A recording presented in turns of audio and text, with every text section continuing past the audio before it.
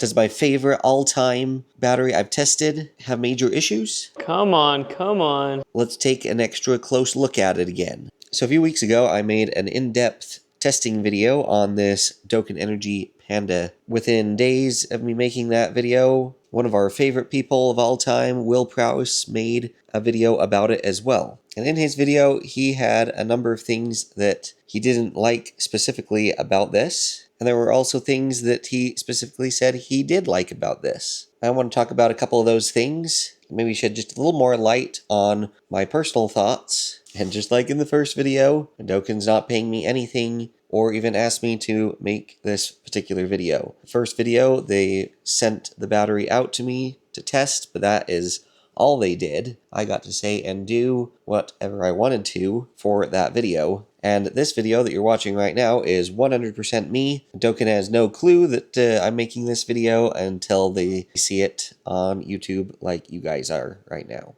So one thing that both Will and I complained about universally is when this battery ships to you, the pallets that we got our units on were less than stellar. Will's was actually better than mine. Will's just had severe wear marks where the wheels were. As you can see here, my battery actually punched all the way through the pallet, and the delivery people actually almost didn't deliver the package because they couldn't get their pallet jack underneath of it. And so both Will and I universally complained about that issue with this battery. Incidentally, Docan said that they have beefed up the pallet and made it so that that's not going to happen again. I have not received another shipment to prove that, so it'd be interesting to hear anyone else who's ordered one recently to sound off in the comments and let us know their experience. So let's take a look inside the battery one more time. Cable management was a big gripe that Will had. Supply lines are covered, that's good. We have a lot of loose, unsecured wires.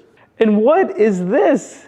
This is so messy. And these are looped up in a bundle? What is going on here? It doesn't hurt functionality, but this is not what you want to see inside of a battery. Especially ribbon cables just floating about like this. They are protecting the balance leads with sleeves, but yeah, this is unacceptable. On this battery, the BMS and the active balance board are separate, which means you have more balance leads going out to the cells, which means there's more likelihood of something going wrong. The active balance board should be built into the BMS board, so you only have 16 leads going out to the cells. Also, these wires are not secure and they're pretty messy. Main supply conductors seem very tight.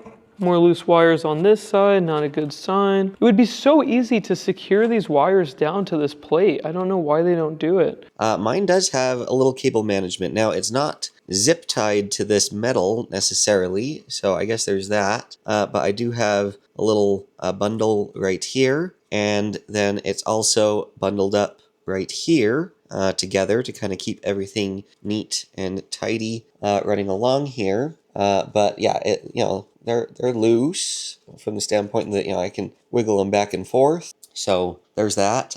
He wasn't excited about these ribbon cables that go to the communication ports just flopping around, in the breeze. Well, they've got to get from point A to point B. So, how do you cable manage big ribbon cables like this? I guess you could kind of pull them together to a certain point. But there's not a tremendous amount of excess. There's a little bit, but not very much. So I don't know, maybe the Docan could, bundle these together kind of like this and just kind of tidy them up a little bit together. And yeah, there's cables going different places in the battery. There's this group of balance leads that are armored, by the way. Okay, you can see the red wire itself, and then it goes into this armored sheeting, and it is coming down here. Bundled up, again armored, protected. It is zip tied right here, and then as each group goes to different bundles, then it spreads out. I think it might be slightly messier down below because it's really hard to get a hand or something down in there once the second level of batteries goes on. So there could probably be a little improvement down in there for sure. And then I can also understand why Will was saying, maybe combine the balance board with the BMS, because they do make such things, and then you don't need a whole second set of balance cables for the balancer, separate from, the balance leads coming from the BMS. And I think that's totally valid, and I think that's a great recommendation. Seems to me like that would save substantial labor without having to connect a whole additional set of, balance leads to the batteries. I do have this wire right here. This is the on-off switch button wire, and they did take the time to, route it underneath this board, and then it comes underneath this board, to its spot right here. These are the wires that go to that. Could that be zip tied? Maybe if there was like 2 holes or something right here where we could get a zip tie and hold these wires down right here, secure and nice. That could be good. But I've seen way worse cable management than what is in this, battery. So anyway, could it be improved?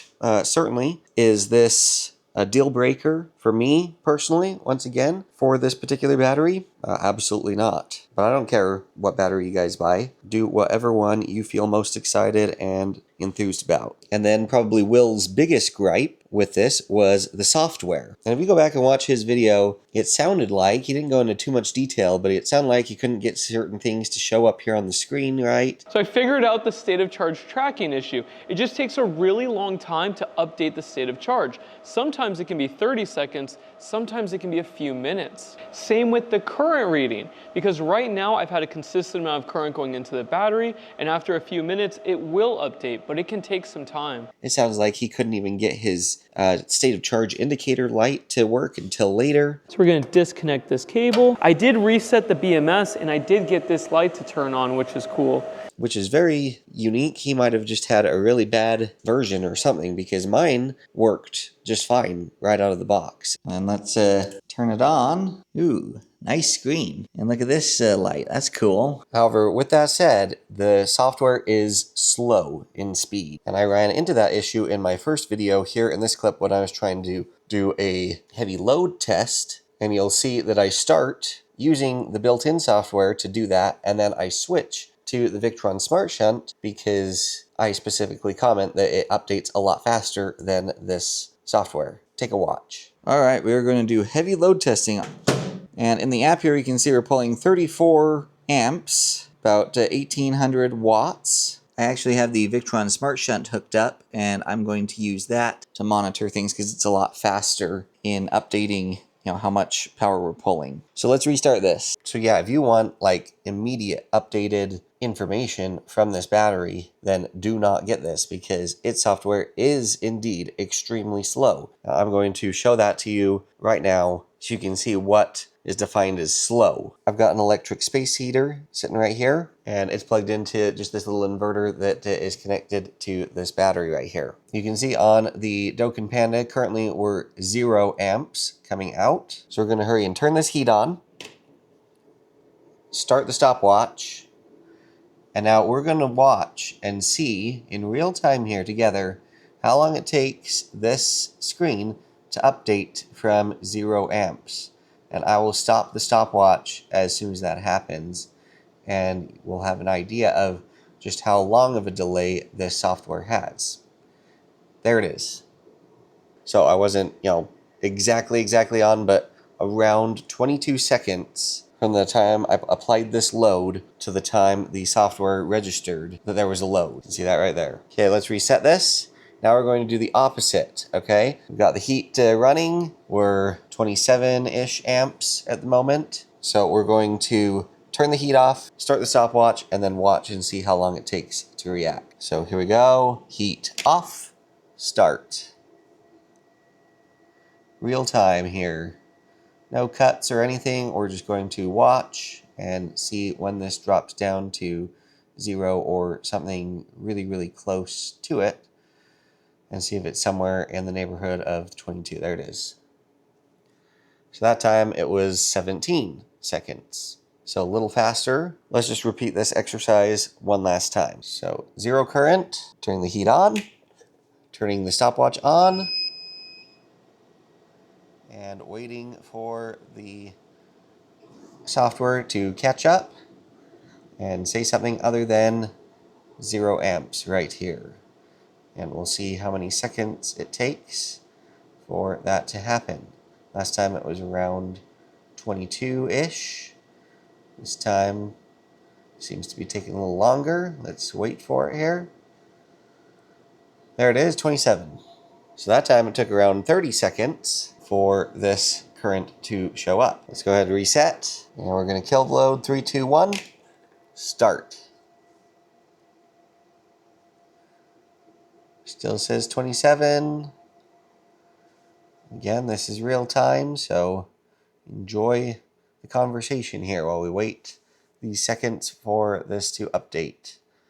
That way you guys have kind of an idea of the time it takes for this to register. And you can see what slow software actually means. So still waiting. 27.53. Still hasn't, there it is. So that time that took 40 seconds.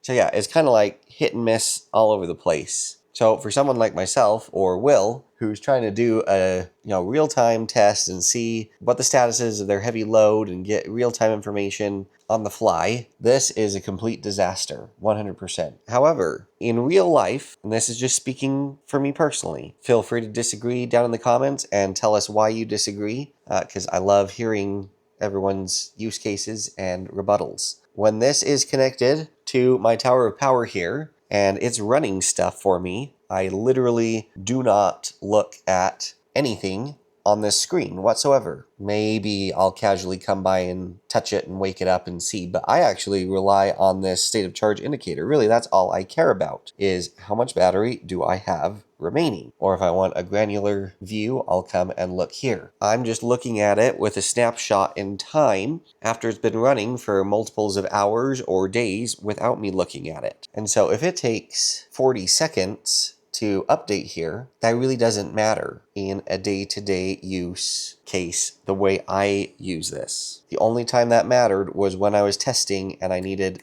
updated information to show you guys on camera in somewhat of a timely fashion. Anyway, hopefully that sheds light on the software issue and the slowness of it. It shows everything that you need to see fine. It's just slow. I guess the last gripe was the inability to stack these Docan batteries, on top of each other. Now, even if you take the wheels off the Panda, it's taller. Also, you cannot stack it because of this massive handle.